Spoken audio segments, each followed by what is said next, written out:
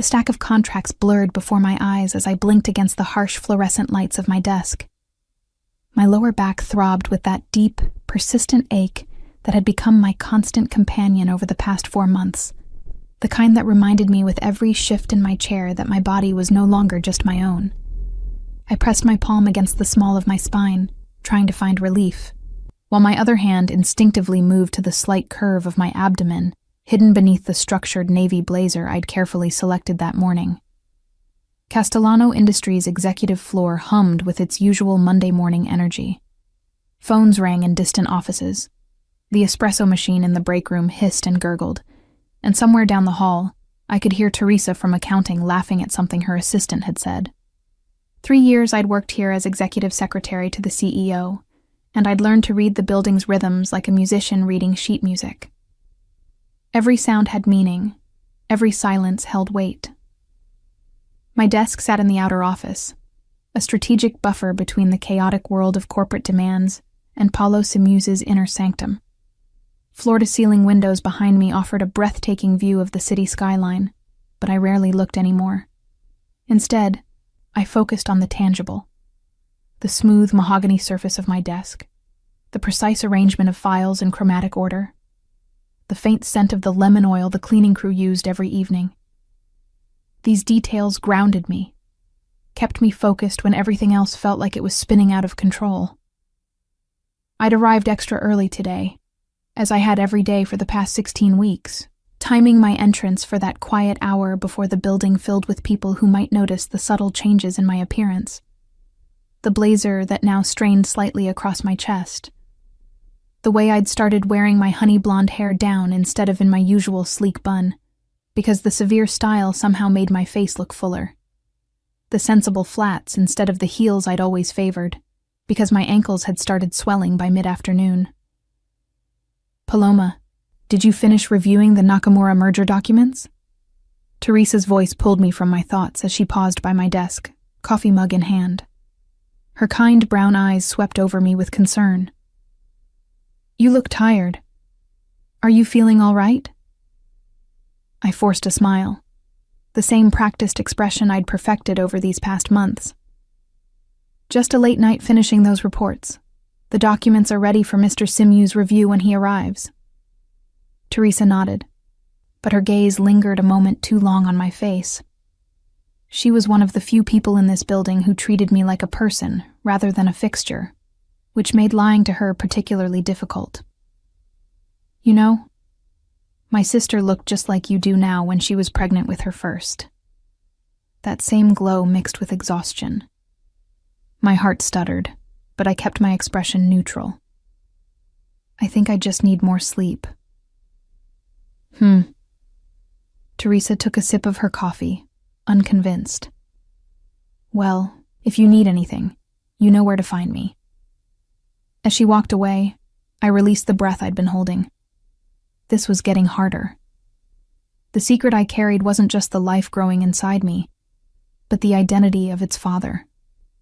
A man who sat 30 feet away behind a solid oak door, who signed my paychecks, who'd spent one impossibly perfect night with me after last year's holiday party, and then pretended it had never happened. December 23rd. That was when it had occurred. The company's annual gala at the Metropolitan Hotel, champagne flowing freely, Christmas lights glittering like captured stars. I'd stayed late helping coordinate the event, as I always did, invisible in my role as the efficient secretary who made everything run smoothly. Paulo had been there too, released for once from the iron control he maintained during business hours, his usually severe expression softened by expensive scotch and the rare holiday cheer. We'd talked, really talked, for the first time in the 3 years I'd worked for him. Not about quarterly reports or shareholder meetings, but about real things. His mother's collection of vintage jazz records. My grandmother's recipe for traditional Portuguese pastries that I'd never quite mastered. The way the city looked from his penthouse, like a universe of possibility spread out below. And then, in his car, his driver dismissed for the night, the partition raised between us and the empty front seat. He'd kissed me. Gentle at first, then desperate, like a man drowning and I was air. We'd ended up at his penthouse, and for 6 perfect hours, I wasn't his secretary. I was just Paloma, and he was just Paulo, and the chemistry we'd both been ignoring for 3 years finally found its release. But then, in the gray light of early morning, as I'd stirred awake in his massive bed, I'd heard him murmur a name, not mine. "Vera," he'd whispered, still half asleep, reaching for me. Vera, his ex-fiancée, the woman he'd been engaged to 5 years ago, the relationship that had ended spectacularly and publicly when she'd been photographed with his business rival. I'd frozen, that single word shattering the fragile fantasy I'd allowed myself to build. By the time he'd fully woken, I was already dressed, already composing my face into professional neutrality. He'd tried to say something, but I'd cut him off with cheerful efficiency. "I'll call a car. See you after the holidays, Mr. Simeus." His eyes had flickered with something I couldn't read, but he'd let me go. And when we'd both returned to the office in January, he'd treated me with the same cool professionalism as always, as if that night had been erased from both our memories. Except I carried the proof that it had happened. The evidence was currently the size of an avocado, according to the pregnancy app I'd secretly downloaded, growing stronger every day inside me. The elevator chimed, pulling me from my thoughts. I glanced at the clock. 8:15. Paulo was early, unusual for a Monday. I straightened in my chair, smoothing my blazer, preparing my professional mask. But it wasn't Paulo who emerged from the elevator. It was Valentim Ferreira, Paulo's stepfather, a man whose silver hair and distinguished features concealed a ruthlessness that made Paulo's occasional coldness seem warm by comparison. At 58, Valentim had the bearing of someone who'd spent decades accumulating power and wasn't about to relinquish any of it. Miss Valentina. His voice was smooth as aged whiskey and just as intoxicating to those who didn't know better. "Is my stepson in yet?" "Not yet, Mr. Ferreira. He's expected within the hour. Would you like to wait in the conference room?" Valentim's pale blue eyes fixed on me with an intensity that made my skin prickle. "Actually, I'd like to leave something in his office. A surprise for when he arrives." Everything in me screamed that this was wrong, but Valentim was on the board of directors, had security clearance, had every right to access Paulo's office. I couldn't refuse without seeming insubordinate. "Of course. Let me unlock it for you." I rose carefully, hyper-aware of my body's new shape, grateful for the blazer's concealing cut. As I moved around my desk to unlock Paulo's door, a wave of dizziness swept over me. Morning sickness, the doctor had said, though mine seemed to strike at random throughout the day.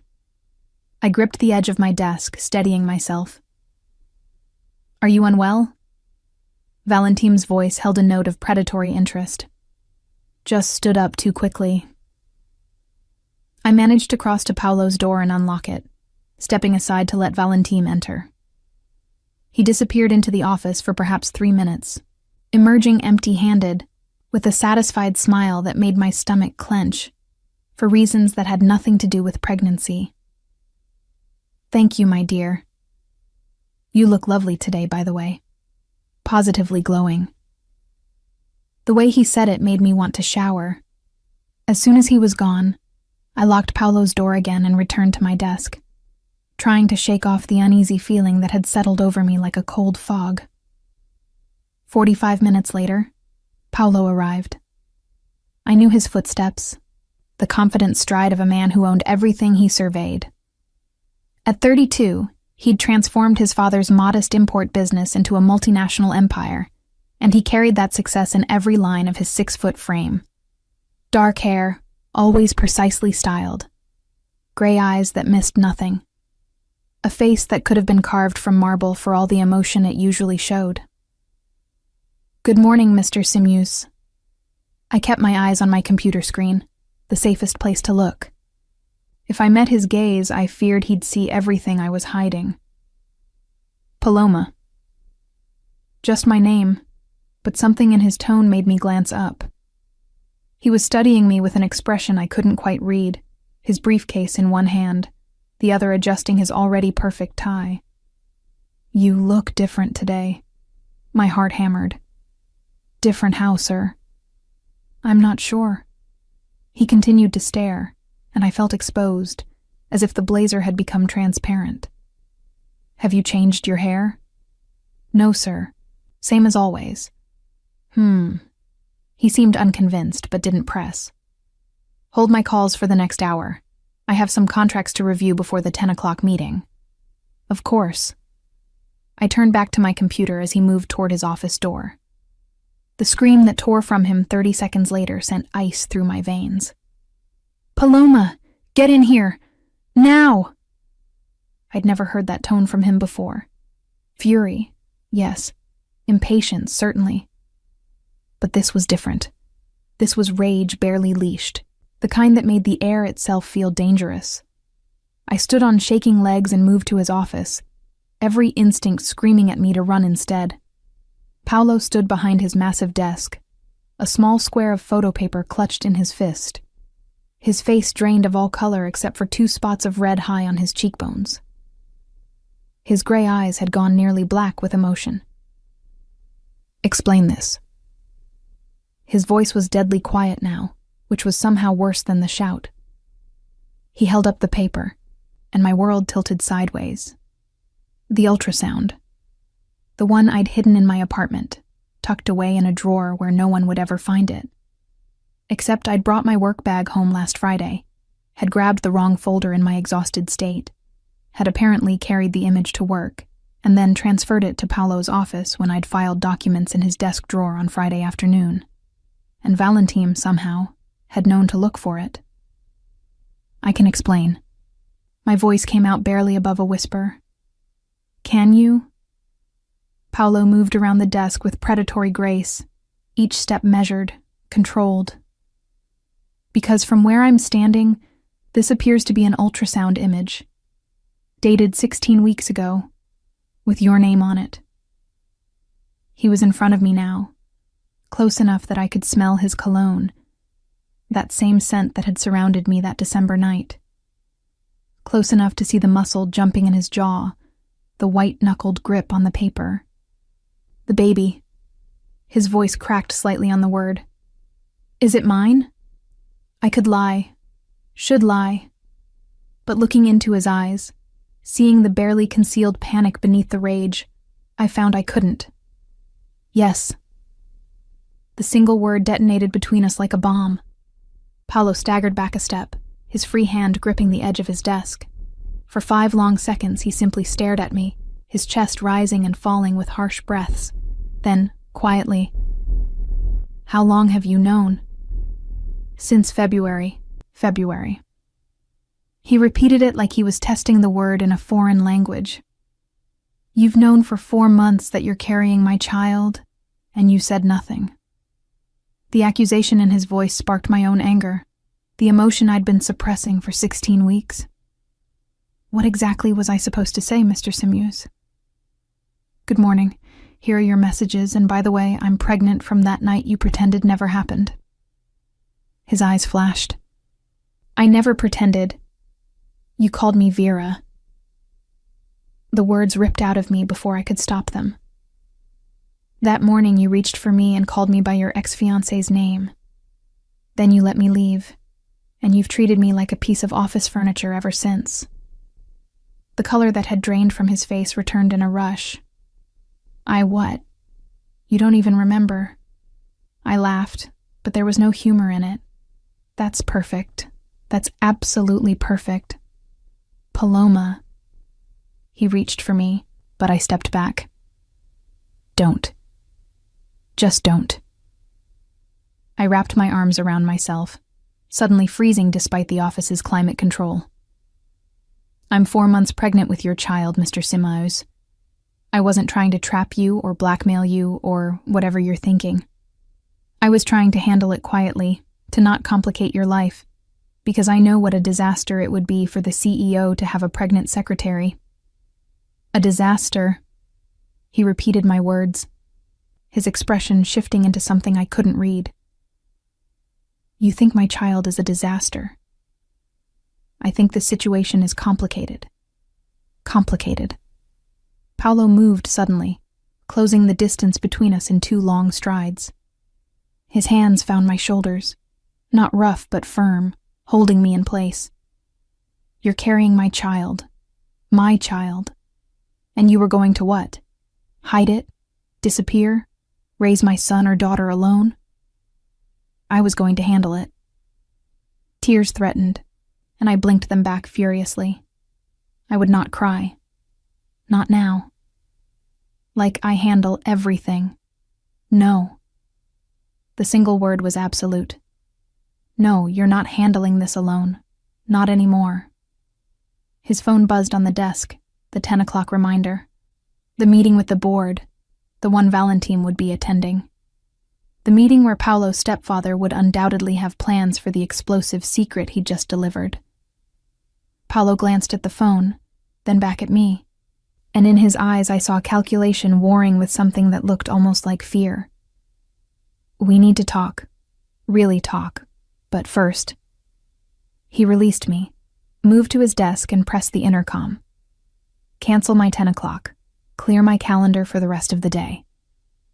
Mr. Simuse, his assistant's voice crackled back. The board meeting. I said cancel it. His tone left no room for argument. When he turned back to me, his expression had shifted into something I recognized. The ruthless focus that had built his empire. Sit down, Paloma. We have 16 weeks to catch up on, and I intend to know every detail.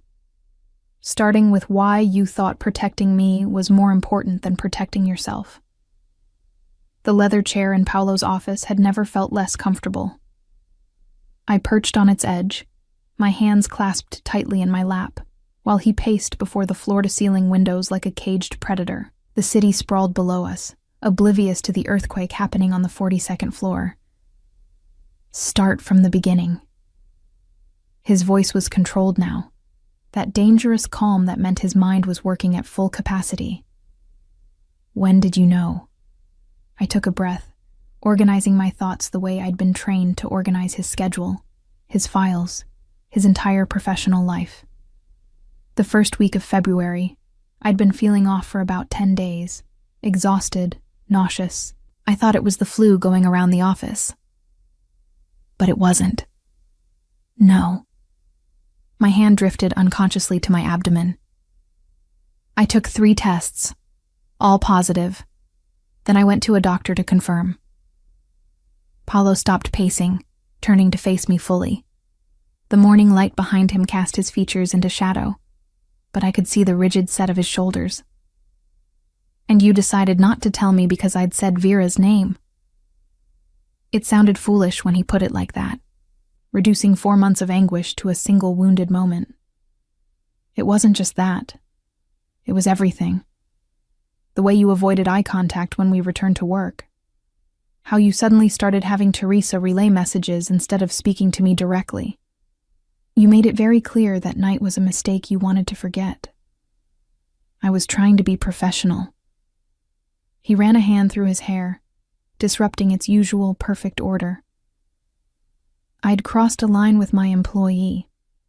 I thought maintaining distance was the right thing to do. While I was trying to figure out how to raise a baby on a secretary's salary, the words came out sharper than I'd intended.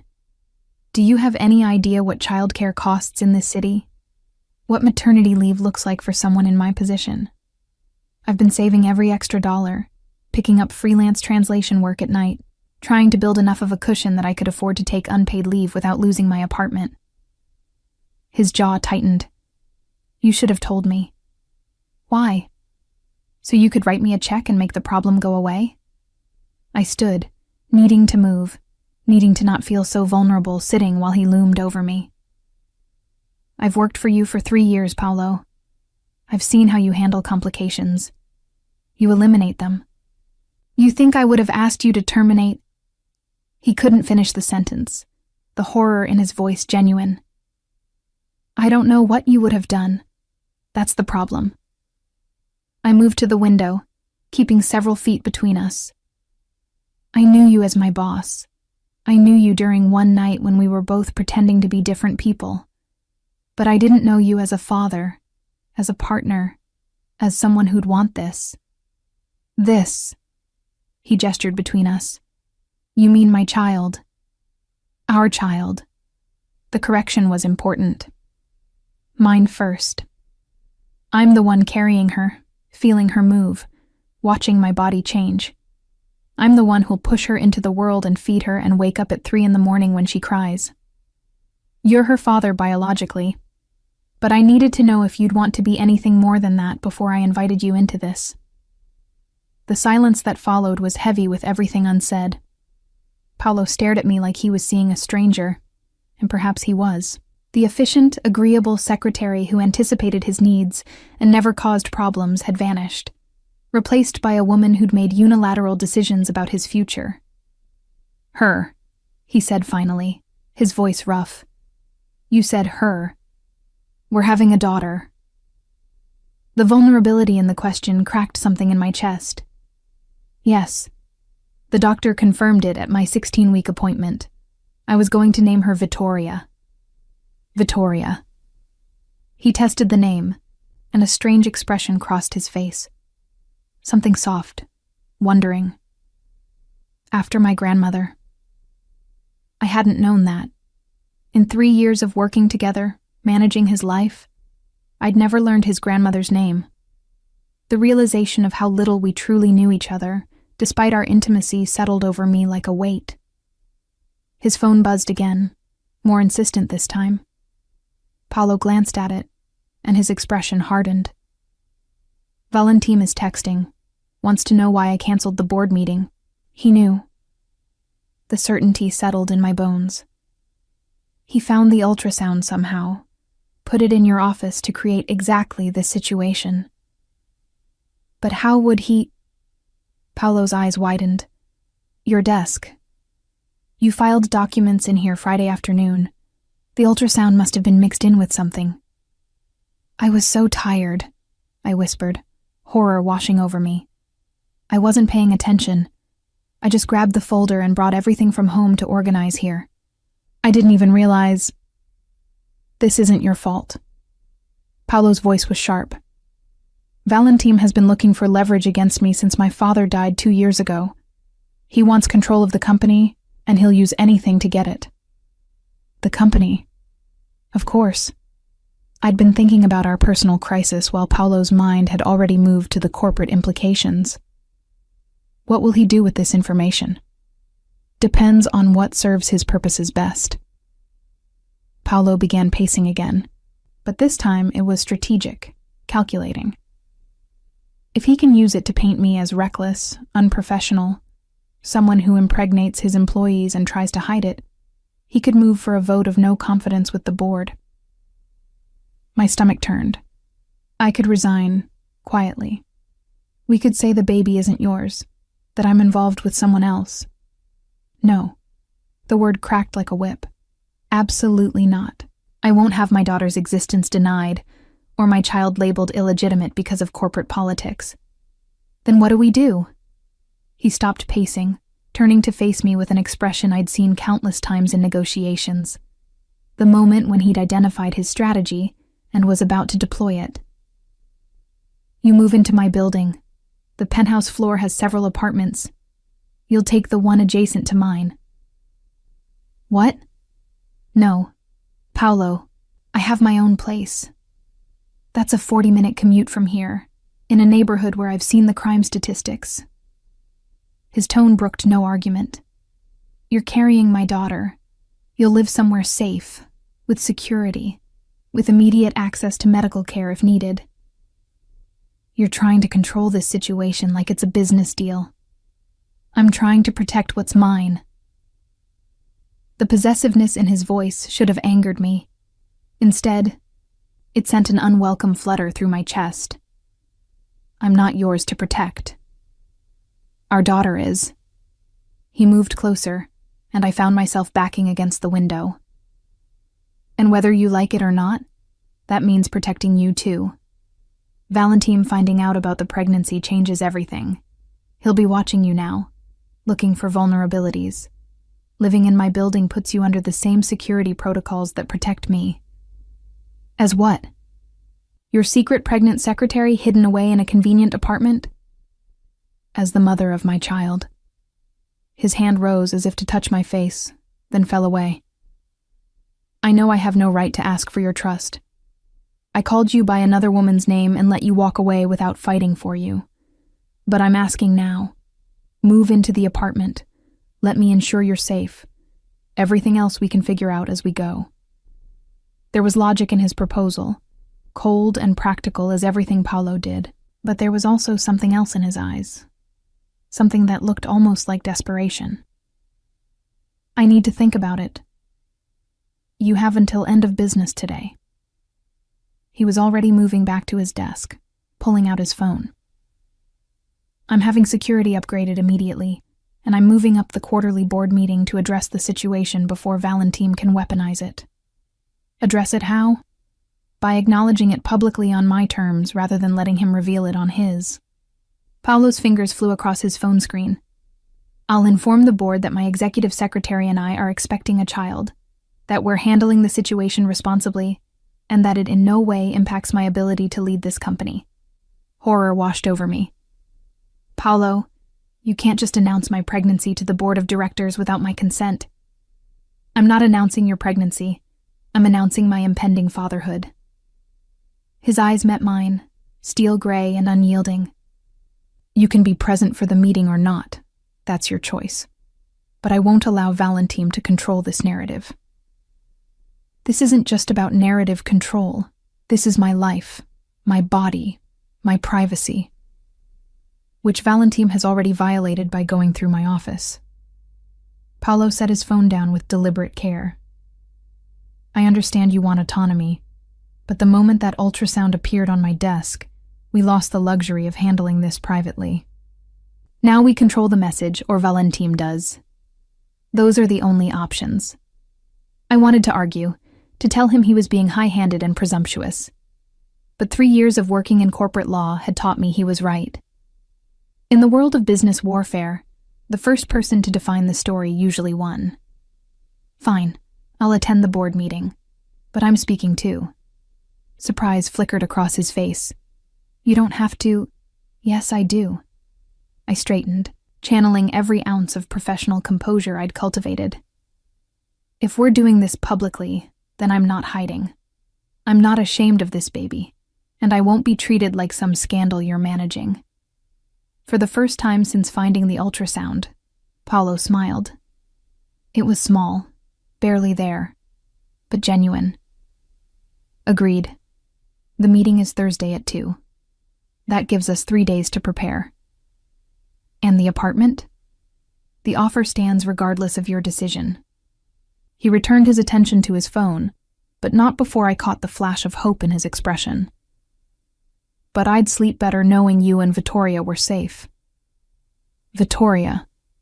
Hearing him say our daughter's name did something dangerous to my resolve. I needed distance, space to think clearly without his overwhelming presence clouding my judgment. I need to get back to my desk. Teresa will be wondering where I am. Paloma. He looked up as I reached the door. For what it's worth, I never forgot that night. I thought about it every single day. I just convinced myself that acting on it again would be taking advantage of the power dynamic between us. The confession hung in the air between us, vulnerable and honest in a way Paolo rarely allowed himself to be. I didn't know what to say, so I simply nodded and escaped to the relative safety of my desk. Teresa appeared within minutes, concern etched on her face. Is everything all right? I heard raised voices. It's complicated. I sank into my chair, exhaustion washing over me. The baby is his, isn't it? Teresa's voice was gentle, knowing. Mr. Simus's. There was no point denying it now. Yes. Oh, honey. She perched on the edge of my desk. How are you holding up? I don't know. The honesty felt like a relief. 4 hours ago, this was my secret to manage. Now he knows. His stepfather knows, and apparently the entire board of directors is going to know by Thursday. Teresa's expression darkened. Valentim Ferreira knows? That's dangerous. Why? Because that man has been trying to push Paulo out since the day his mother married him. He's already got 3 board members in his pocket, maybe 4. Teresa lowered her voice. There's been talk about a vote of no confidence. Valentim's been building a case that Paulo is too young, too reckless, too focused on expansion instead of stability. And a pregnant secretary is perfect ammunition for that argument. Exactly. Teresa squeezed my hand. But Paulo's smart. If anyone can outmaneuver Valentim, it's him. I wanted to believe that, but I'd also seen what corporate warfare did to the people caught in its crossfire. Careers destroyed, reputations ruined, lives upended. My phone buzzed. A text from an unknown number. Hope you're taking care of yourself and that baby. It would be unfortunate if anything happened to either of you. The message was unsigned, but the implied threat was clear. I showed it to Teresa, whose face went pale. You need to tell Paulo. I need to go home. Panic was rising in my chest, making it hard to breathe. I need to think. You need to stay where there's security. Teresa was already moving toward Paulo's door. I'm getting him. No, Teresa, don't. But she was already knocking, already pushing inside. I heard her urgent whisper, then Paulo's sharp curse. He emerged from his office with Teresa behind him, his face a mask of controlled fury. Show me. I handed him my phone. He read the message twice, his jaw progressively tightening, then made a call. Marco, it's Simuse. I need a full security detail on Paloma Valentina, effective immediately. Yes, my executive secretary. No, not standard protocol. Treat it as a level 1 threat. She doesn't go anywhere without protection. Paulo, you're overreacting. Someone just threatened my pregnant employee via text message. His eyes were chips of ice. That's not overreaction. That's appropriate response. You're not going home tonight. You're coming to my penthouse where I know you'll be safe. I haven't agreed to move into your building. I'm not asking you to move in. I'm insisting you stay tonight while we assess the threat level. He was already texting someone else. Tomorrow we'll discuss long-term arrangements. But tonight you're under my protection whether you like it or not. You can't just order me around like I'm one of your employees. You are one of my employees, and more importantly, you're carrying my child. He stepped closer, his voice dropping. I already failed to protect you once by letting you leave that morning without fighting for you. I won't make that mistake again. Valentim wants to use you to get to me, which means you're in danger. Accept my help or I'll have security carry you to the car. Your choice. The autocratic certainty in his voice should have infuriated me. Instead, looking at the genuine fear beneath his controlled exterior, I found myself nodding. One night. Tomorrow we talk about this properly. Agreed. Relief flickered across his face. I'll have Marco prepare the guest suite. And Paloma? He waited until I met his eyes. I know you don't trust me yet, but I promise you anyone who threatens you or our daughter will regret it. The cold promise in his voice sent a shiver down my spine. This was the Paulo Simuas the business world feared, the ruthless CEO who destroyed competitors and consolidated power. And for the first time, that ruthlessness was aimed at protecting me. I wasn't sure if that made me safer or put me in even more danger. Paulo's penthouse occupied the entire top floor of the building, a sprawling space of glass, steel, and minimalist luxury that felt more like a museum than a home. Marco, his head of security, had escorted me up the private elevator with professional courtesy that couldn't quite mask his curiosity about why the boss's secretary was receiving level 1 protection protocols. The guest suite is fully stocked, Marco informed me as we stepped into the marble foyer. Mr. Simuse asked that you make yourself comfortable. He'll be up shortly after he finishes securing the office. Thank you. I stood awkwardly with my purse, having nothing else since I hadn't gone home to pack. The realization that I'd sleep in borrowed clothes, in a strange place, under guard because of a threatening text message, felt surreal. Marco's phone buzzed. He glanced at it, then back at me with an expression that looked almost sympathetic. The boss says to tell you the closet in the guest room has appropriate clothing. His assistant had items delivered while we were in transit. Of course, Paolo had thought of everything. The man who planned corporate acquisitions months in advance wasn't going to leave my wardrobe to chance.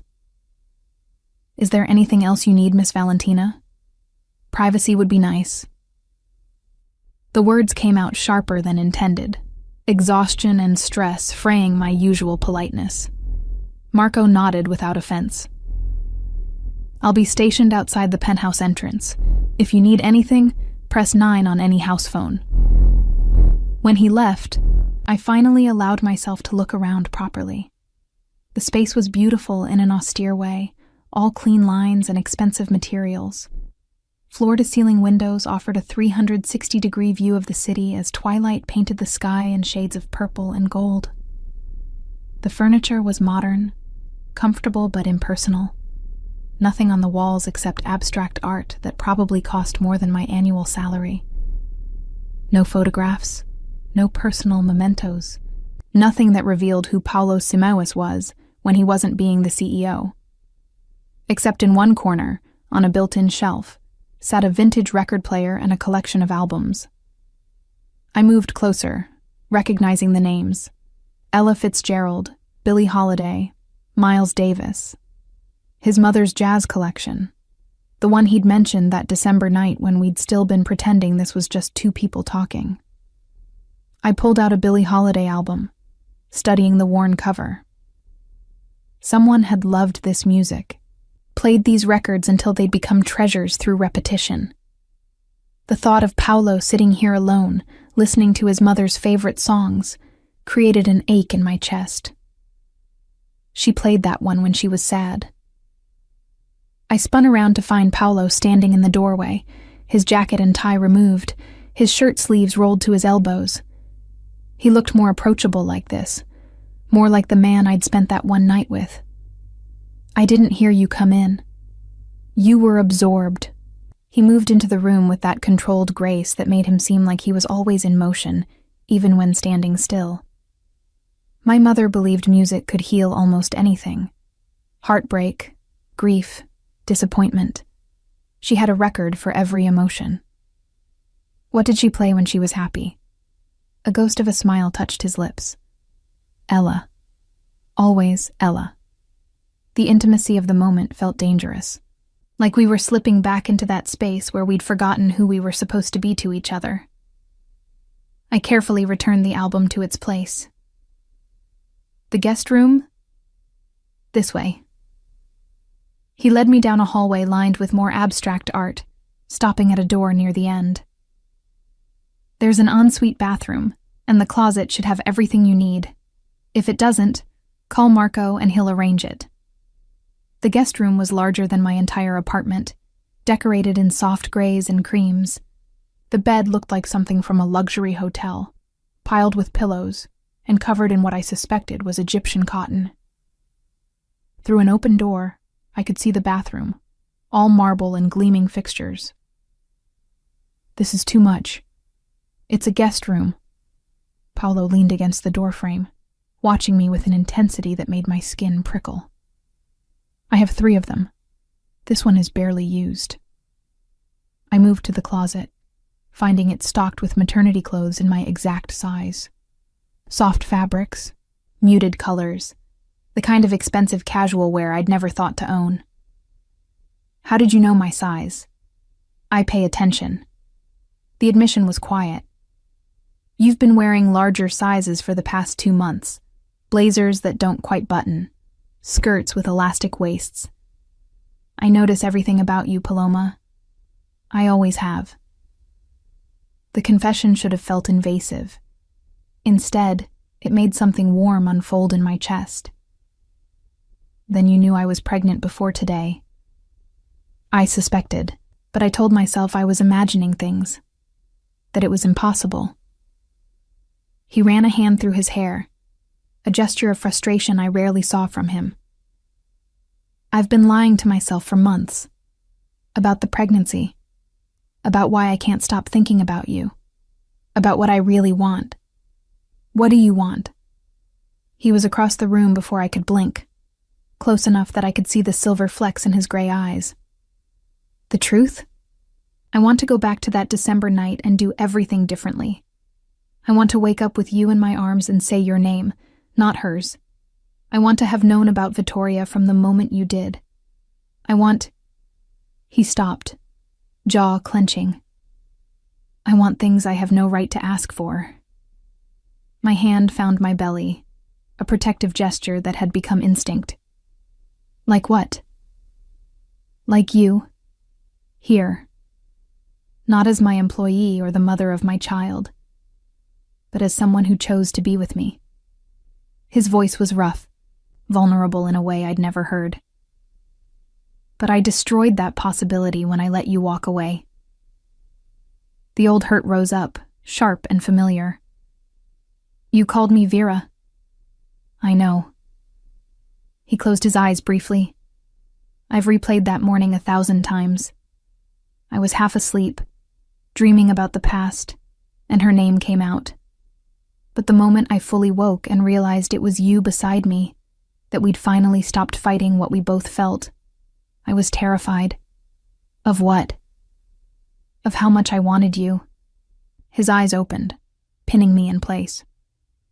You worked for me. I had power over your career, your income, your future. Getting involved with you was every kind of wrong professionally. So I convinced myself that maintaining distance was the ethical thing to do, even though it was killing me. While I was convincing myself, you regretted the entire night. Never. The word was fierce. I've regretted many things in my life, Paloma. That night with you isn't one of them. Letting you leave without fighting for you is... I wanted to believe him.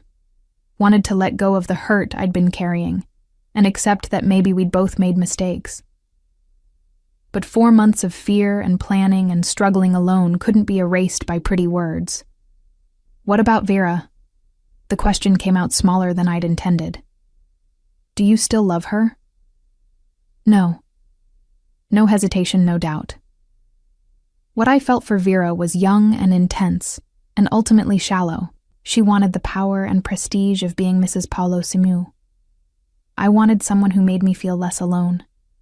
We were using each other, and when she cheated with my competitor, it hurt my pride more than my heart. And me? What do you want from me? He reached up slowly, giving me time to pull away, and cupped my face in his hands.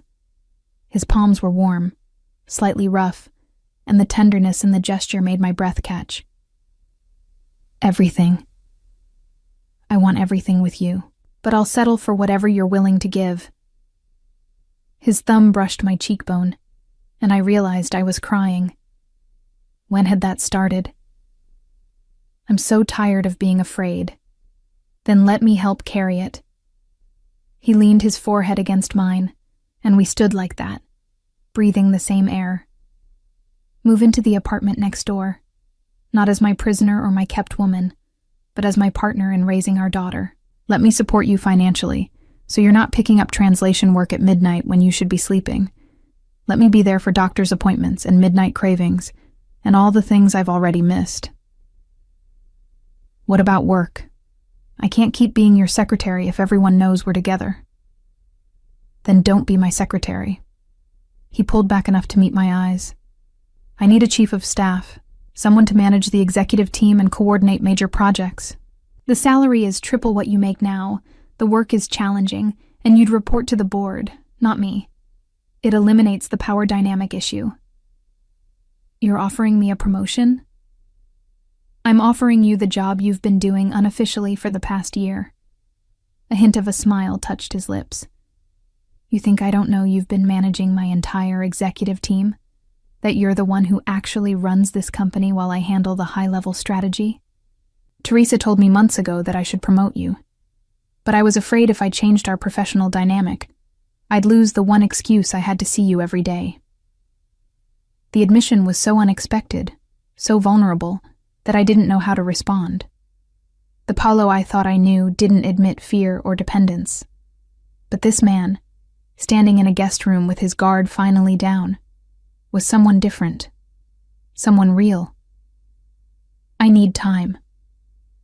The words felt inadequate. To think, to process everything that's happened today. Take all the time you need. He stepped back, and I immediately missed his warmth. But the threat against you is real. Valentin doesn't make idle statements. Until we know what he's planning, please stay here where security can protect you. Just tonight. We'll talk about it tomorrow. He moved toward the door, then paused. There's food in the kitchen if you're hungry. Help yourself to anything. And Paloma? He looked back, something uncertain in his expression. Thank you for telling me the truth. I know it wasn't easy. After he left, I sank onto the edge of the bed, my mind spinning. In the span of 12 hours, my entire life had been upended. The secret I'd guarded so carefully was exposed. The man I'd convinced myself didn't care had just offered me everything I'd been afraid to want. And somewhere in the city, Paolo's stepfather was planning his next move. I pulled out my phone, staring at the threatening text message. Hope you're taking care of yourself and that baby. The false concern made my skin crawl. Whoever sent this wanted me afraid, wanted me vulnerable. But I'd been afraid for 4 months, and it had gotten me nowhere. Maybe it was time to stop hiding. I texted Paolo, I'll take the apartment, and the job. But we do this my way, on my terms. Partners, not owner and possession. His response came within seconds. Partners, I swear it. Thank you for trusting me. I wasn't sure I did trust him, not completely. But I trusted that he wanted to protect our daughter. And for now, that would have to be enough. The sound of music drifted down the hallway, soft and melancholy. Billie Holiday, singing about love and loss and longing. I followed it to find Paolo in the living room, standing by the windows with a glass of whiskey, the record player spinning its vintage magic. Couldn't sleep? I asked from the doorway. He turned, surprise flickering across his face. I thought you'd be resting. Too much on my mind. I moved into the room, drawn by the music and the vulnerable line of his shoulders. What was your mother like? The question seemed to catch him off guard. He took a sip of his drink before answering. Strong. She had to be, married to my father. He was brilliant in business but difficult in life. She balanced him, kept him human. You miss her. Every day. He set down his glass and moved to the record player, carefully lifting the needle. She died when I was 25. Cancer. I just started working at the company, learning the business from my father. 6 months after her funeral, he married Valentin's mother, a woman he'd been seeing in secret for years. The bitterness in his voice was unmistakable. He cheated on your mother? For the last 5 years of their marriage. Paolo's hands clenched into fists. My mother knew. She never said anything. But I'd see her playing these records, crying when she thought I wasn't watching. When she got sick, she made me promise to take care of the company, to not let my father's mistakes destroy what she'd helped him build. And then he married Valentin's mother. Within the year. She died 2 years later, and suddenly, Valentin was my stepbrother, with a seat on the board and ambitions to take over everything my mother had protected. He turned to face me. That's why I can't let him win. Not just because it's my company, but because it would betray her memory. I understood then why Paolo had built such high walls around himself. He'd watched his mother suffer in silence, had seen weakness exploited and loyalty betrayed. No wonder he struggled to let anyone close. She'd be proud of you, I said softly. Not just for protecting the company, but for wanting to be there for your daughter. Something in his expression cracked. I don't know how to do this. Be a father. I had a terrible example. Neither do I. Be a mother. I moved closer, drawn by his vulnerability. but we'll figure it out together. For Vittoria. For Vittoria, he repeated. And the tenderness in his voice when he said our daughter's name made my heart ache. We stood there in the dimness, the city lights painting shadows across the floor, and I felt the first fragile threads of something new beginning to form between us. Not love, not yet, but partnership, trust, the foundation of something that might, with time and care, become more. Play another record, I said impulsively. One of your mother's happy ones. Paolo's smile was small but genuine. Any requests? Surprise me. He selected an album with careful hands, and soon Ella Fitzgerald's voice filled the space, bright and joyful. Paolo extended his hand to me. Dance with me. I'm 4 months pregnant and exhausted. Just one song, then I'll let you rest. I took his hand, and he pulled me close but carefully, mindful of my belly between us. We swayed to the music, not quite dancing, just moving together in the quiet dark. This could work, I whispered against his shoulder. If we're honest with each other. Then I'll be honest. His arms tightened fractionally. I'm terrified of losing you again, of failing our daughter, of becoming my father. You won't. You're already better than him by wanting to be present. I pulled back enough to meet his eyes. But you can't protect us from everything, Paolo. Some threats we'll have to face together. Then we faced them together. He pressed a kiss to my forehead, gentle and reverent. Starting with Valentin. The board meeting was in 3 days. Whatever storm was coming, we'd have to weather it as partners. For Vittoria. And maybe, eventually, for us. The apartment next to Paolo's penthouse was smaller, but no less luxurious. A 2-bedroom space with modern furnishings and the same breathtaking views. Over the next 3 days, I moved my life in stages. Clothes, books, the few personal items I'd accumulated in my tiny rental. Teresa helped, chattering cheerfully about nursery furniture and baby names, while I tried not to think about how quickly my independence was dissolving. You're doing the right thing, she assured me for the 100th time as we unpacked kitchen supplies I'd never owned before. That apartment you had was barely safe for you, let alone a baby. I know. I arranged expensive cookware and expensive cabinets, feeling like an imposter. It's just strange having someone else solve my problems. It's called accepting help.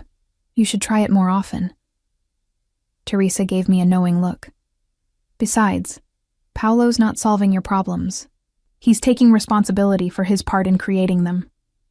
She wasn't wrong. In the 72 hours since the ultrasound revelation, Paolo had been almost obsessively present. He'd attended my rescheduled doctor's appointment, sitting quietly while Dr. Carvalho explained Vittoria's development. He'd asked intelligent questions about nutrition and prenatal vitamins. He'd even downloaded pregnancy apps on his phone, approaching impending fatherhood with the same thorough research he applied to corporate acquisitions. But he'd also maintained careful distance, respecting the boundaries I'd set. We were partners in this, nothing more. The heated moment by the record player remained singular, unmentioned, as we focused on the practical realities of co-parenting. The board meeting loomed like a storm on the horizon. Thursday at 2. Paolo had spent hours preparing his statement, running through responses to possible objections. I'd drafted my own remarks, determined to speak my truth regardless of how the board reacted. You're nervous, Teresa observed, watching me rearrange the same set of plates for the 3rd time. Terrified. I abandoned the pretense of organizing. What if they fire me? What if this ruins Paolo's reputation so badly that Valentin gets what he wants? Then you fight. Teresa's voice was firm. You're stronger than you think, Paloma. I've watched you manage an entire executive floor for 3 years. You can handle a room full of corporate sharks. I wished I had her confidence. The threatening text message haunted me, though no others had followed. Marco's security team had traced it to a burner phone, untraceable, abandoned after that single use. professional, calculated. Exactly what I'd expect from someone like Valentin Ferreira. My phone buzzed. Paulo, are you settled? Need anything? I smiled despite my anxiety. He texted constantly now, checking in, making sure I was comfortable. It should have felt suffocating, but instead it felt like care. All set. Teresa's been helpful. Good. Don't forget to eat lunch. You barely touched breakfast. Teresa peered over my shoulder, reading the message, and grinned. That man is smitten. He's concerned about his daughter's health. Keep telling yourself that. She gathered her purse, preparing to leave. I need to get back to the office, but call me if you need anything. And Paloma, you've got this. After she left, I stood in the center of my new living room, taking in the reality of my changed circumstances. High-rise luxury, 24-hour security, a job promotion that would triple my salary, the support of a man who'd gone from pretending our night together never happened to rearranging his entire life around our daughter. It felt like a fairy tale, which made me deeply suspicious. Fairy tales didn't happen to ordinary secretaries from ordinary backgrounds. There had to be a cost, a price I hadn't yet identified. The intercom buzzed, startling me from my thoughts. Miss Valentina? Marco's voice, professionally neutral. You have a visitor, a Ms. Vera Santos. She says it's urgent. Vera, Paulo's ex-fiancée, the woman whose name had shattered my illusions that December morning. What could she possibly want? Send her up. I had perhaps 90 seconds to compose myself before the doorbell rang. When I opened it, I found a woman who looked like she'd stepped from a fashion magazine. Tall, elegant, with dark hair styled in a sleek bob, and eyes that assessed me with calculating interest. She wore a cream designer dress that probably cost more than my former month's rent, and her smile was perfectly polished and completely cold. You must be Paloma. I've heard so much about you. Her tone suggested she'd heard nothing good. May I come in? Every instinct screamed to refuse, but curiosity won. I stepped aside, allowing her into the apartment. Vera's gaze swept the space with practiced efficiency, cataloging, judging. Lovely place. Paulo always did have excellent taste in real estate. She settled onto the sofa without invitation, crossing her legs with calculated grace. I suppose congratulations are in order. I hear you're expecting. What do you want? Ms. Santos? Direct. I appreciate that. She opened her designer clutch and withdrew a folder. I want to offer you a way out of the mess you've gotten yourself into. I'm not in a mess. Aren't you? Her smile sharpened. A secretary pregnant by her boss, about to be paraded before a board of directors who'll judge every aspect of your character and find you lacking. Do you really think Paulo will stand by you when his company is on the line? When his stepfather forces him to choose between his empire and his employee? I'm not just his employee. I'm the mother of his child. Oh, sweet girl. Vera's laugh was like breaking glass. You think that matters? You think Paulo Simaos, who spent 5 years building himself into the most ruthless CEO in the industry, is going to sacrifice everything for a child he didn't plan and a woman he barely knows? The words hit harder than they should have, finding every doubt I'd been suppressing. You don't know anything about us. I know Paulo better than anyone. She leaned forward, her expression almost pitying. I was engaged to him. I've seen what he's capable of when his power is threatened. He'll protect that company over everything else, including you and that baby. Then why are you here? To offer you an alternative. She slid the folder across the coffee table. Inside is a contract. Sign it, and you'll receive $5 million. Enough to raise your child comfortably anywhere in the world. All you have to do is disappear before tomorrow's board meeting. My hands shook as I picked up the folder, flipping it open to see pages of legal text and a number that made my vision blur. 5 million. More money than I'd earn in several lifetimes. Financial security for Vittoria and me. Who's paying for this? You. Does it matter? Vera's expression remained neutral. You get what you need. Paulo keeps his company. Everyone wins. Except Vittoria loses her father. She'll never know the difference if you leave now. Vera stood, smoothing her dress. Think about it, Paloma. What can Paulo really offer you? A life in his shadow? Always wondering if he's with you because he wants to be, or because he feels obligated? Your daughter growing up watching her parents pretend to be something they're not? Each word was a precision strike, targeting insecurities I'd been trying to ignore. Get out. I'll leave the contract. You have until tomorrow at noon to decide. Vera moved toward the door, then paused. For what it's worth, I think you're brave to try this. But Paulo destroys everything he touches eventually. It's what makes him successful. Don't let yourself and your child be collateral damage. After she left, I sat staring at the contract, Vera's words echoing in my mind. $5 million. Freedom from corporate politics and board meetings, and the constant fear of being found lacking. The chance to raise Vittoria away from the dangerous world Paulo inhabited, but also raising her without her father, never knowing if what Paulo and I were building could become real. Walking away from the partnership we'd just begun to forge. My phone buzzed.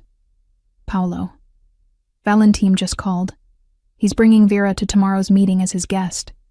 He's planning something.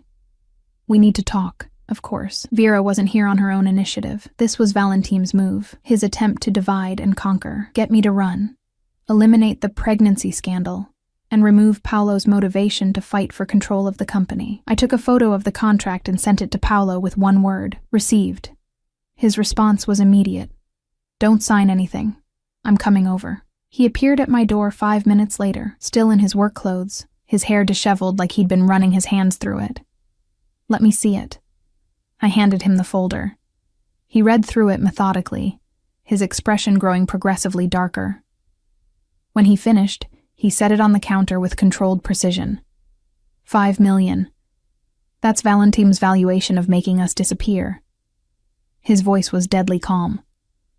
Did you consider it? The honest answer would hurt him, but we'd promised truth. Yes, for about 30 seconds, something flickered in his eyes. What changed your mind? Vittoria deserves to know her father, and I deserve to make my own choices, not have them bought.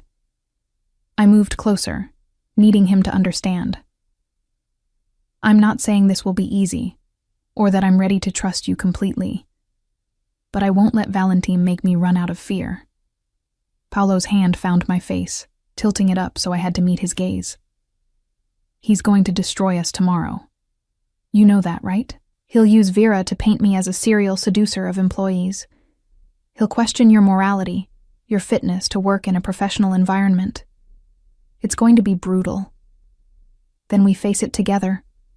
I covered his hand with mine. Partners, remember? Partners. He leaned his forehead against mine. I don't deserve you. No, you don't, but you're stuck with me anyway. I tried for levity, but my voice cracked. Paulo, I'm terrified. Me too. The admission was soft. I'm terrified of failing you, of failing Vittoria, of becoming so focused on winning against Valentim that I lose what actually matters. Then don't. Tomorrow, when we're in that boardroom, remember why we're fighting. Not for the company or your reputation, but for her. I placed his hand over my belly, where Vittoria was currently doing gymnastics. Feel that? His eyes widened as our daughter kicked against his palm. She's strong. She's a fighter, like her father. I held his hand there, letting him feel the reality of what we'd created. Whatever happens tomorrow, she deserves parents who show up for her. That's all we have to do. Show up and tell the truth. The truth. He was still focused on my belly, wonder replacing the tension in his features. That I got my secretary pregnant after a single night together, called her by my ex's name. and then ignored the situation for months? That you made mistakes, but you're trying to fix them? That we're building a partnership based on respect and shared responsibility? That our daughter wasn't planned, but she's already loved? I squeezed his hand. The board can judge us all they want. We know what we're doing is right. Paolo looked up then, and the intensity in his gaze stole my breath. When this is over, when Valentim has been dealt with, and the company is secure, I want to take you to dinner. A real date, not a corporate function or a business discussion. Just you and me, learning who we are outside of all this. I'd like that. And Paloma? He pulled back slightly. No matter what happens tomorrow, no matter what Valentim or Vera or anyone else says, you and Vittoria are my priority. The company is important, but you're irreplaceable. I wanted to believe him, needed to believe him. Prove it tomorrow. I will. He pressed a kiss to my forehead, gentle and full of promise. Get some rest. Tomorrow we go to war. After he left, I sat for a long time with my hand on my belly, feeling Vittoria move beneath my palm. Tomorrow would change everything. Either Paolo would prove that his commitment to us was real, or Valentim would tear apart everything we were trying to build. But tonight, in the quiet dark, I let myself believe in the possibility of more, of partnership becoming something deeper, of a family formed not through perfection, but through choosing each other despite the complications. I pulled out my phone and took a photo of Vera's contract. Then I wrote across it in bold letters, "Not for sale." I sent it to Paolo with the message, "See you tomorrow, partner." His response came immediately. "Thank you for choosing us. Us." The words settled around my heart like a promise. Tomorrow would test if that promise could survive the fire. But tonight, I chose to hope. The boardroom of Siemens Industries occupied the entire 45th floor, a space designed to intimidate with its floor-to-ceiling windows, massive oval table, and leather chairs that probably cost more than most people's cars. I'd been in this room countless times as Paolo's secretary, taking notes, managing presentations, remaining invisible while powerful people made decisions that affected thousands of lives. Today, I walked in as something else entirely. The subject of discussion, the scandal to be addressed, the pregnant woman who disrupted the careful corporate order. Teresa had helped me dress that morning, selecting a dove gray maternity dress that was professional but didn't hide my condition. "Own it," she'd advised. "Walk in there like you belong, because you do." Now, standing in the doorway with Paolo's hand at the small of my back, I fought the urge to flee. The board members were already assembled, 12 faces that ranged from curious to openly hostile. Valentim sat at the far end of the table, his expression one of predatory satisfaction. And beside him, perfectly coiffed and smugly confident, sat Vera Santos. "Gentlemen, Ms. Carvalho." Paolo's voice was steady as he guided me to 2 chairs positioned deliberately at the head of the table. "Thank you for accommodating this emergency session. I know your time is valuable. We're all quite curious about why we were summoned with such urgency." This from Henrik Duarte, the company's CFO and one of Valentim's known allies. His eyes flickered to me, assessment clear. "Though I believe we can all guess. Then let's not waste time with speculation." Paolo remained standing, his hand still warm on my shoulder. "I've asked you here to address a personal matter that has corporate implications. Paloma Valentina, my executive secretary for the past 3 years, is 4 months pregnant with my child." The silence that followed was absolute. Several board members exchanged glances. Ms. Carvalho, the only woman on the board, and the company's general counsel, leaned forward with sharp interest. Valentim's smile widened. "I see." Henrik steepled his fingers. "And you felt this warranted an emergency board meeting because..." Because I won't have rumors and speculation damage this company or Ms. Valentina's reputation. Paolo's voice was steel wrapped in silk. The situation is straightforward. We had a relationship that resulted in pregnancy. We're handling it responsibly and professionally. Responsibly? Valentine's voice dripped with false concern. You've gotten your secretary pregnant, Paolo.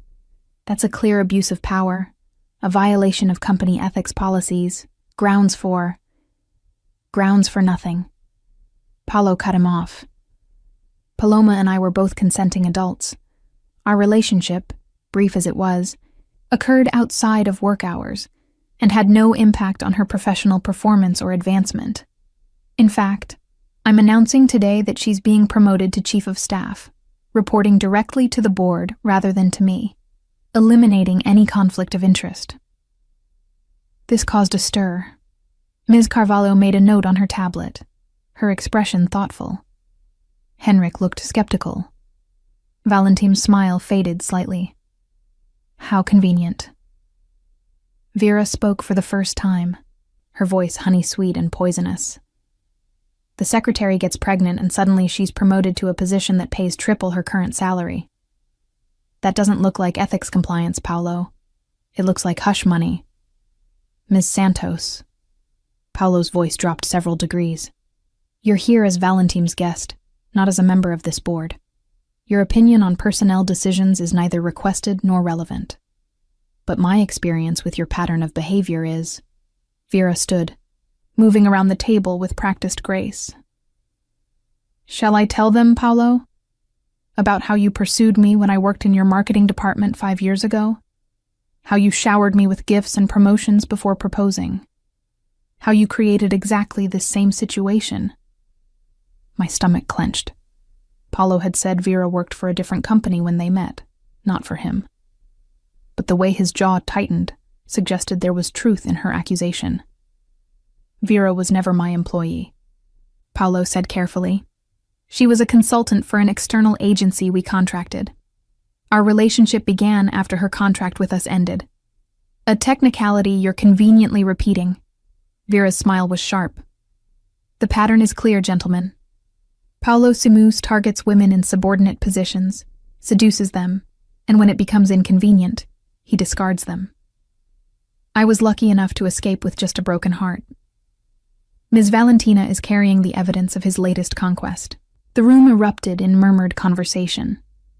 Henrik looked triumphant. Ms. Carvalho's expression was unreadable. I felt my face burning, rage and humiliation warring in my chest.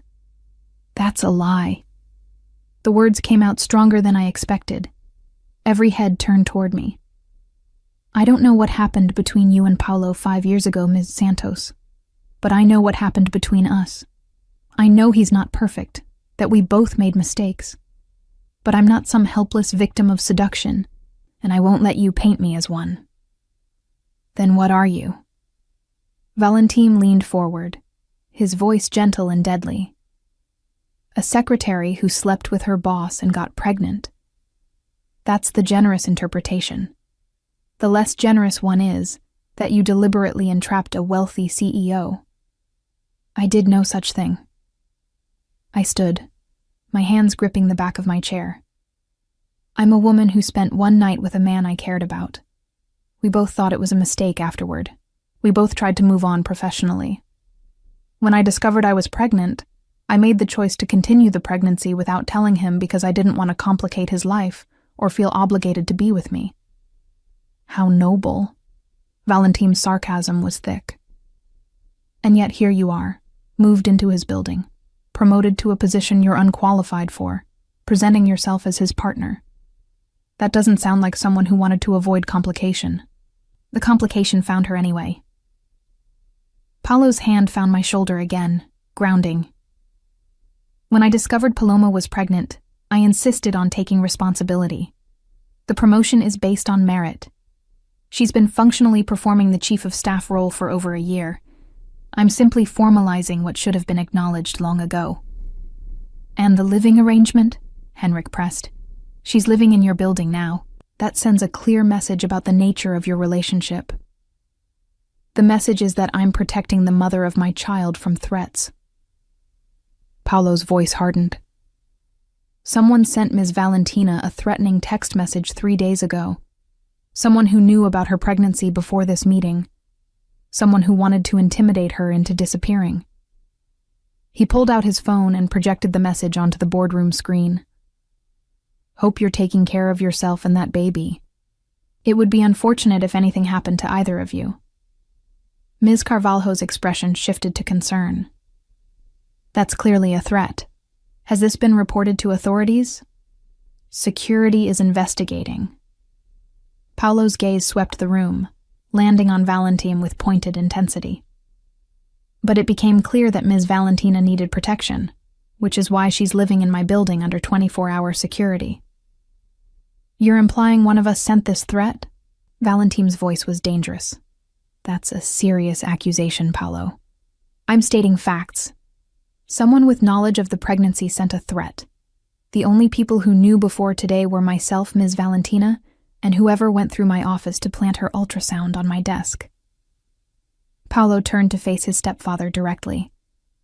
Would you like to tell the board where you were last Monday morning, Valentin? The room went silent. Valentin's expression remained calm, but I saw the calculation behind his eyes. I visited your office to leave documents. Your secretary let me in. If I happened to see personal items you'd left carelessly on your desk, that's hardly my fault. Personal items that were in a locked drawer. Paolo's smile was cold. A drawer you had no authorization to open. That's corporate espionage, Valentin. Grounds for removal from the board. That's absurd. But Valentin's confidence had cracked slightly. You're inventing conspiracy theories to distract from your own misconduct. Am I? Paolo pressed a button on the conference table, and a new image appeared on the screen. Security footage showing Valentin entering Paolo's office, moving directly to the desk, picking the lock on the drawer, and removing a folder. This is from our upgraded security system, installed last year after we had that issue with industrial espionage. Every action in executive offices is now recorded and time-stamped. The footage was damning. Valentin's face had gone ashen. Henrik looked between his ally and the screen, clearly reassessing his position. You were looking for leverage against me, Paolo continued, his voice deadly calm. You found Paloma's ultrasound and decided to weaponize it. You encouraged Vera to offer her money to disappear. You sent the threatening text to frighten her into taking that offer. All so you could paint me as reckless and unprofessional, create a vote of no confidence, and seize control of the company my mother built. Your mother's company? Valentin found his voice, though it shook with rage. Your father built Simuse Industries from nothing. Your mother was a housewife who collected jazz records and interfered in business she didn't understand. The insult hung in the air like a toxic cloud. Paolo's expression went absolutely cold, and for the first time, I saw the ruthless CEO the business world feared. My mother was the soul of this company. She kept my father human when success would have turned him into a monster. After she died, he married your mother for her money and gave you access to power you've spent 2 years trying to steal. Paolo's voice was quiet but lethal. But you made a mistake, Valentin. You threatened what's mine, and I don't forgive that. What I did, Valentin started, but Paolo cut him off. What you did was break into my private office, steal confidential personal information, use it to threaten a pregnant woman, and attempt to manipulate this board into removing me from leadership. Ms. Carvalho, please confirm that those actions constitute grounds for immediate removal from the board and potential criminal charges. The General Counsel nodded slowly. Corporate espionage, harassment, and conspiracy to commit fraud. Yes, those are all grounds for removal and criminal prosecution. Then I move for an immediate vote to remove Valentin Ferreira from the board and all company positions, effective immediately. Paolo's eyes never left his stepfather. All in favor? The vote was swift and unanimous. Even Henrik, seeing which way the wind was blowing, raised his hand. Valentin sat frozen, his carefully constructed plan crumbling around him. "This isn't over," he hissed as security appeared to escort him out. "You think you've won, but all you've done is prove you're your father's son. Ruthless, cold, willing to destroy anyone who gets in your way. That girl carrying your child will learn that soon enough. Get him out." Paolo didn't even look at Valentin as he was led away. His focus shifted to Vera, who'd gone pale and still. "As for you, Ms. Santos, attempting to bribe Ms. Valentina to disappear could be considered coercion. My legal team will be in touch about your role in this scheme." "I was just trying to help her," Vera protested weakly. "To give her options." "You were trying to help Valentin manipulate the situation." Paolo's voice was flat. "You were engaged to me for 18 months, Vera. You should know by now that I protect what's mine, and anyone who threatens my family makes an enemy for life." Family. The word resonated through me, warm and terrifying. Vera fled the boardroom without another word, her designer heels clicking rapidly against the marble floor. When the door closed behind her, Paolo turned back to the remaining board members. "I apologize for the dramatics, but I wanted this situation addressed clearly and publicly. Paloma Valentina is carrying my daughter. We're building a partnership to co-parent effectively. Her promotion to Chief of Staff is based on merit and eliminates any conflict of interest. If any of you have concerns about this arrangement, express them now." Ms. Carvalho spoke first. "I have concerns about the optics, Paolo. Not the substance, but how this will be perceived externally. The press will have questions when they learn about the pregnancy and the promotion." "Then we control the narrative." Paolo pulled out his phone. "I'm releasing a statement this afternoon. Brief, factual, emphasizing that this is a private family matter being handled responsibly. Paloma and I will present a united front. The company will continue to operate exactly as it has been, because frankly, she's been running things more efficiently than my previous chief of staff anyway." A few chuckles around the table. The tension was easing, replaced by a cautious acceptance. "I have one question." This from Carlos Pinto, the head of operations. "What happens if your relationship with Ms. Valentina doesn't work out? If you two can't maintain a professional working relationship?" Paolo glanced at me, and I saw vulnerability flash across his features before he answered. "Then we'll handle it like adults. But I have faith that we're capable of building something lasting. Paloma has more integrity, intelligence, and strength than anyone I've ever met. Our daughter is lucky to have her as a mother, and I'm lucky she gave me a second chance to prove I could be worthy of being her father." The sincerity in his voice brought tears to my eyes. I blinked them back, focusing on maintaining my composure. "Any other questions?" Paolo looked around the table. When no one spoke, he nodded. "Then I suggest we adjourn.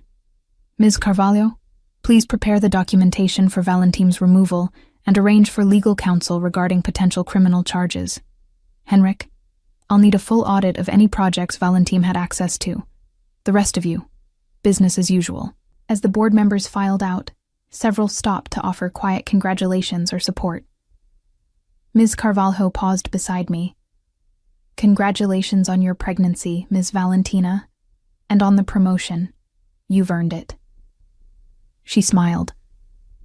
"Though I suspect the next few months will be challenging, balancing a new position and preparing for motherhood." "I'm used to challenging," I replied, meaning it. When we were finally alone, Paolo turned to me. "Are you all right?" "I think so." I sank into the nearest chair, adrenaline fading and leaving exhaustion in its wake. "That was brutal. I know. I'm sorry you had to endure Vera's accusations." "Were they true? About pursuing her when she worked for you?" Paolo sat beside me, his expression troubled. "She worked for an agency we contracted. We met at a project meeting. I was attracted to her, yes, but I didn't pursue her until after her company's contract ended, and she'd moved to a different firm. The relationship was consensual and appropriate, but she's chosen to reframe it now to serve Valentin's agenda. And the gifts? The promotions? I gave her gifts when we were engaged. Yes. As for promotions, she was talented at her job. Any advancement she received was earned. He reached for my hand. But I understand why you're asking. Trust has to be rebuilt between us. Yes, it does. I didn't pull away from his touch. But what you did today, standing up for me, for Vittoria, that meant something. I meant every word. His thumb traced circles on my palm. You and our daughter are my priority. The company is important, but you're irreplaceable. I wanted to believe him. And watching him systematically dismantle Valentim's schemes, seeing him publicly claim me and our daughter despite the professional risks, made it easier to hope. Take me home? I asked softly. Which home? Your apartment or yours? I want to listen to your mother's records and hear you tell me more about her, about who you are when you're not being the CEO. His smile was genuine, reaching his eyes. I'd like that. As we left the boardroom, his hand found the small of my back again. The gesture was becoming familiar, comfortable, a promise of protection and partnership. Valentim was gone. Vera was exposed. The board knew the truth. We'd survived the fire. Now came the harder part, building something real from the ashes. The weeks following the board meeting settled into a rhythm I hadn't anticipated. My new role as chief of staff kept me busy, but fulfilled, coordinating between departments and managing projects that actually challenged my abilities. Paolo and I maintained professional boundaries during work hours, but evenings found us together more often than not, sharing meals and conversation in one apartment or the other. We were learning each other slowly, carefully. I discovered he was obsessive about morning routines, that he couldn't sleep without white noise, that he had a weakness for terrible action movies he'd never admit to enjoying. He learned that I stress-baked at midnight, that I'd memorized entire scenes from classic films in Portuguese and English, that I sang to Vittoria when I thought no one could hear. It wasn't love. Not yet. But it was foundation building, brick by careful brick. I was 6 months pregnant now, visibly showing, feeling Vittoria's movements grow stronger each day. Paolo had accompanied me to every appointment, his wonder at each ultrasound image never fading. He'd converted the second bedroom in my apartment into a nursery, insisting on hiring a designer, and then vetoing every suggestion that felt too impersonal. She needs to know this is home, he'd said, studying paint swatches with an intensity usually reserved for merger negotiations. Not just some generic baby room. We'd settled on soft sage-green walls with hand-painted clouds, furniture that Paolo had commissioned from a local artisan, a rocking chair that had belonged to his mother. The space was becoming real, tangible, a place where our daughter would sleep and grow and learn who she was. Teresa visited often, bringing magazines and baby clothes and unsolicited advice with equal enthusiasm. You two are disgustingly functional for people who started this whole thing backwards, she observed one evening, watching Paolo assemble a crib with focused determination. We're practical people, I replied, folding tiny onesies that still seemed impossibly small. You're cowards. Teresa's voice was gentle but firm. Both of you dancing around what's actually happening here. What's happening here is co-parenting. Paolo didn't look up from the instruction manual. Right, co-parenting that includes daily dinners, shared movie nights, him keeping your favorite tea stocked in his kitchen. Teresa counted on her fingers. Shall I continue? Teresa. My warning tone lacked conviction. I'm just saying, at some point you both need to admit this is more than a partnership for Vittoria's sake. She stood, gathering her purse. But what do I know? I've only been watching you two make eyes at each other for 3 years. After she left, the silence felt heavy. Paolo finished securing the crib's final bolt, then straightened, wiping his hands on his jeans. He ditched the suits for casual clothes tonight, and the domesticity of it made my heart ache. "She's not entirely wrong," he said quietly. About this being more than co-parenting." He moved closer, careful as always not to crowd me. "I told you I wanted to take you to dinner. A real date. I meant it. We have dinner together every night. Here, yes, in comfort clothes, discussing our days." He smiled slightly. "I want to take you somewhere beautiful. Dress up. Pretend for a few hours that we're just two people getting to know each other, not two people navigating pregnancy and corporate politics." The offer was tempting and terrifying in equal measure. "Paulo, I'm 6 months pregnant. I'm not exactly date-appropriate right now. You're carrying my daughter. That makes you perfect." His hand rose to cup my face. "Say yes.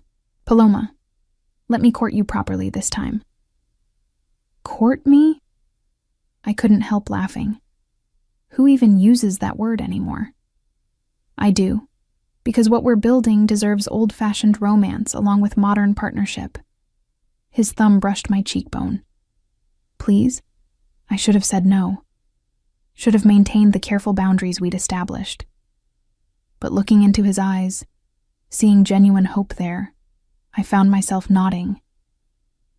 "One date, but nothing too fancy. These ankles don't handle heels well anymore.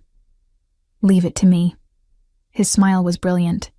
Saturday night, 7 o'clock. Saturday arrived with the kind of nervous excitement I hadn't felt since I was a teenager. Teresa had insisted on helping me get ready, appearing at my door with a garment bag and makeup kit. "You didn't actually think I'd miss this, did you?" She pushed past me into the apartment. "Your first official date with the father of your child? I've been waiting months for this moment." The dress she'd brought was perfect. Deep emerald silk that skimmed my curves without clinging. Elegant and comfortable with a neckline that made me feel beautiful rather than exposed. She styled my hair in loose waves, kept my makeup natural but polished. "You look stunning," she pronounced when she'd finished. "He's going to lose his mind." I studied myself in the mirror, barely recognizing the woman who looked back. Pregnancy had changed my body in ways I was still adjusting to, but tonight I looked like someone who belonged in Paulo's world. Confident, sophisticated, ready. The knock came precisely at 7. I opened the door to find Paulo in a charcoal suit I'd never seen before, holding a bouquet of peonies, my favorite flower. His eyes widened when he saw me. "You're beautiful." His voice was rough with emotion. "You've always been beautiful. But tonight you're pregnant and swollen in fancy dress." I tried for humor. "Radiant." He handed me the flowers. "These are for you, shall we?" The car wasn't his usual town car, but something smaller, more intimate. He drove himself, taking us not into the city, but out toward the coast. I watched the buildings give way to trees, the urban landscape softening into something more natural. "Where are we going?" "You'll see." His hand found mine on the center console. "Trust me?" I did, I realized. Somewhere between the board meeting and tonight, trust had taken root. We arrived at a restaurant I'd only seen in magazines, a converted lighthouse on a private stretch of beach, elegant and secluded. Paulo had reserved the entire upper floor, just for us. Floor-to-ceiling windows offered views of the ocean, the setting sun painting the water in shades of gold and pink. "Paulo, this is too much." "It's exactly enough." He pulled out my chair. "I wanted somewhere we could talk without interruption, where you could relax without worrying about who might be watching or listening." The meal was extraordinary, each course perfectly prepared and paced to allow for conversation. We talked about everything and nothing: childhood memories, favorite books, dreams we'd abandoned and ones we still held close. "I wanted to be a teacher," I admitted over dessert. "Before my parents died, I was going to get my degree. work with elementary students. I loved the idea of shaping young minds. You still could. Paulo's expression was thoughtful. After Vittoria is born, if you wanted. The chief of staff position is a job. Important, yes, but not your entire identity. He reached across the table for my hand. I don't want you to give up your dreams for me or the company. I want to help you achieve them. The sincerity in his voice made my throat tight. What about your dreams? What did you want before the company consumed everything? He was quiet for a moment, staring out at the darkening ocean. I wanted a family. Not the broken one I grew up in, but something real. Parents who actually loved each other. Children who felt safe and wanted. He looked back at me. I spent so long focused on building the company that I forgot what I was building it for. And now I know. His grip on my hand tightened. I'm building it for Vittoria. For you. For the family we could be if you'll let us try. The vulnerability in his admission cracked something open in my chest. Paolo, I love you. The words rushed out like he couldn't contain them anymore. I've been in love with you since that December night. Maybe before. I was just too much of a coward to admit it. Too afraid of ruining what we had professionally. Too convinced I didn't deserve happiness after how I'd treated people in pursuit of success. Tears spilled down my cheeks. You can't just say that. Why not? It's true. He came around the table, kneeling beside my chair. I love how you make lists for everything. How you hum when you're concentrating. How you've memorized my coffee order and my schedule and the names of everyone who works on our floor. I love your strength and your kindness, and the way you've built a life for yourself despite every obstacle. I love who I am when I'm with you. Better, softer, more human. I'm scared. The admission was barely a whisper. Of trusting this. Of believing it's real. So am I. He took both my hands. But I'm more scared of losing you because I was too afraid to fight for us. Paloma, I know I've made mistakes. I know I hurt you that morning after, and I'll spend the rest of my life making up for it if you'll let me. But I need you to know. This isn't about obligation or the baby. This is about you. About us. About building something real. I looked down at him. This powerful man who'd dismantled his stepfather's schemes and reorganized his entire life around our daughter, now kneeling before me with his heart in his hands. I love you too. The words felt like jumping off a cliff. I've been fighting it for months because it was safer to believe you were just being responsible. But the truth is, I fell for you that December night, and I never stopped falling. His smile was radiant. Then marry me. My heart stopped. What? Marry me. He pulled a small box from his pocket. Inside was a ring, an emerald surrounded by diamonds, classic and stunning. Not because you're pregnant or because it would be practical. Marry me because I love you, and I want to spend the rest of my life earning your trust and making you happy. Paolo, we've only been really together for a few months. I've known you for 3 years. I've loved you for at least 1. And I've spent the last few months learning that you're even more extraordinary than I imagined. He slipped the ring onto my finger. I'm not asking you to marry me tomorrow. I'm asking you to say yes to a future together. To building a family not out of obligation, but out of choice. The ring fit perfectly, the emerald catching the candlelight. It matches the dress. I had Teresa send me a photo. His smile was sheepish. I've been planning this proposal for weeks. Wanted everything to be perfect. I started laughing through my tears. You coordinated with my best friend? I wanted to get it right this time. He stood, pulling me gently to my feet. So, Will you marry me, Paloma Valentina? Will you let me be your partner in everything, not just parenting? I should have taken time to think, should have been practical and cautious.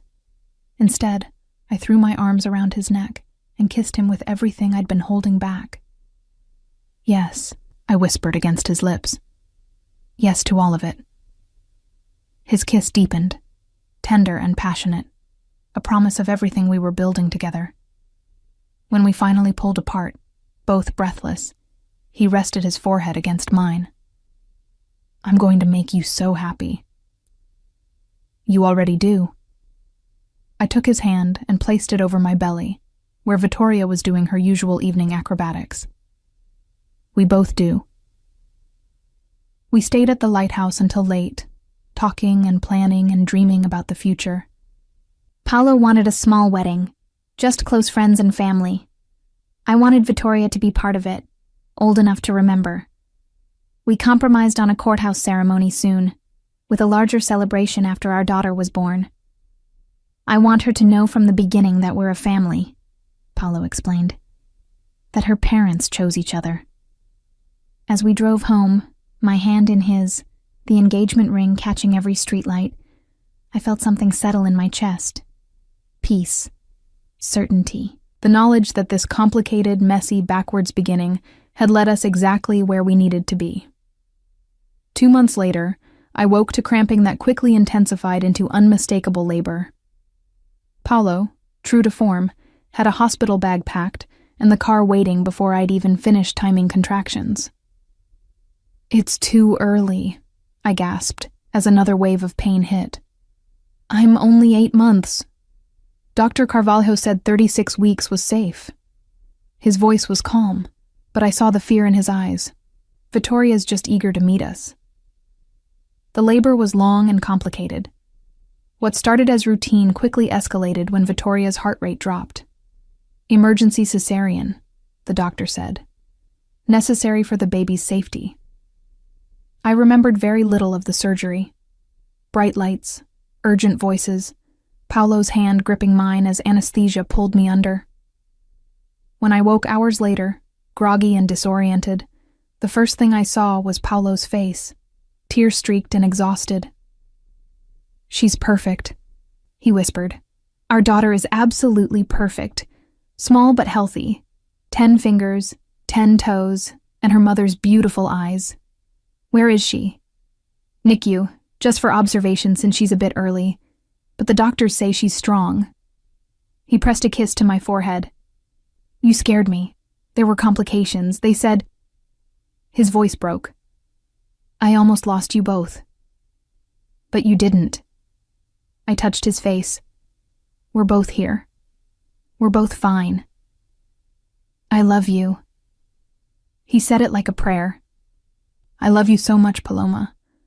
When they took you into surgery, I realized that all the power and money and success in the world meant nothing if I lost you. You're stuck with me now. I tried to smile through the exhaustion. Married and everything. No backing out. We'd gotten married 3 days earlier. A quiet courthouse ceremony with Teresa and Ms. Carvalho as witnesses. Simple and perfect. Exactly what we'd wanted. Never. He kissed me gently. Ready to meet our daughter? They brought her to me in a clear bassinet, tiny and perfect and impossibly beautiful. Vittoria Paolo Simues, all 5 pounds of her, with dark hair and her father's serious expression. When I held her for the first time, something fundamental shifted in the universe. This was what mattered. This tiny person, this family we'd created against all odds. Paolo sat beside us, his arm around my shoulders, staring at our daughter with unconcealed wonder. She's so small. She's perfect. I touched her impossibly tiny fingers. Absolutely perfect. 3 months later, we stood in the Sinews Industries building lobby, Paolo addressing a crowd of employees gathered for the dedication of a new on-site childcare center. Vittoria slept in my arms, oblivious to the significance of the moment. This facility represents a commitment, Paolo was saying, his voice carrying across the space. a commitment to supporting working parents, to acknowledging that family and career shouldn't be competing priorities, but complementary ones. He paused, his eyes finding mine in the crowd. I learned that from the woman standing beside me. She taught me that strength isn't just about building empires, but about being present for the people we love. That success isn't measured in quarterly profits, but in the moments we create together. Then, to my shock, he stepped away from the podium and knelt before me, in front of hundreds of employees. Paloma, you've already said yes to marrying me, but today, I want to ask something else. His voice was thick with emotion. Will you let me spend the rest of my life proving that choosing us was the right decision? Will you be my partner in all things, raising our daughter and any future children? Building not just a company but a legacy of love? Tears streamed down my face as I knelt beside him, Vittoria still cradled safely between us. You already are proving it, every single day. He kissed me then, gentle and full of promise, while our daughter slept on and employees applauded and cameras flashed. It wasn't perfect. We still had disagreements and challenges and moments of doubt. But it was real, built on honesty and partnership and love that had grown from the most unlikely beginning. That night, after Vittoria was asleep in her nursery, and we were curled together on the couch with a record playing softly, Paolo pulled out his phone. "What are you doing?" Updating my emergency contacts. He showed me the screen. Where it had once listed only business associates, now it read, Paloma Simos, wife, partner, love of my life. You're impossibly sentimental. Only for you. He kissed my temple. Only for our family. And as Ella Fitzgerald sang about love and moonlight, I realized we'd done something remarkable. We'd taken a mistake, a complication, an ultrasound hidden in a drawer, and transformed it into something beautiful. A family, a partnership, a love story that started backwards but ended up exactly right.